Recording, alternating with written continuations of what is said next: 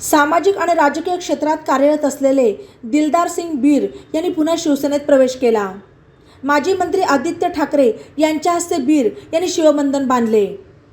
नगर दक्षिण लोकसभेचे उमेदवार निलेश लंके यांनी काढलेल्या स्वाभिमानी जनसंवाद यात्रेची नगर शहरात गांधी मैदानावर सांगता झाली। या कार्यक्रमात बीर यांचा पुन्हा शिवसेनेत प्रवेश झाला।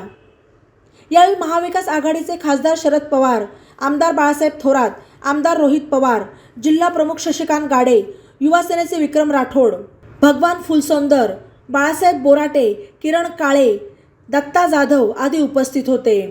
दिलदार सिंग बीर यांनी माजी मंत्री स्वर्गीय अनिल राठोड यांच्या मार्गदर्शनाखाली शिवसेनेत प्रवेश करून आपल्या सामाजिक आणि राजकीय कारकिर्दीची सुरुवात केली।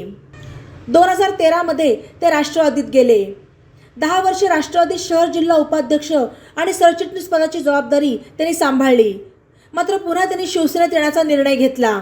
ज्या शिवसेनेतून सुरुवात झाली त्या शिवसेनेतच शेवटच्या श्वासापर्यंत कार्य करणार असल्याचे दिलदार सिंग बीर यांनी म्हटले आहे। ई नवा मराठा यूट्यूब चॅनलला सबस्क्राईब करा आणि बेल आयकॉनवर प्रेस करा।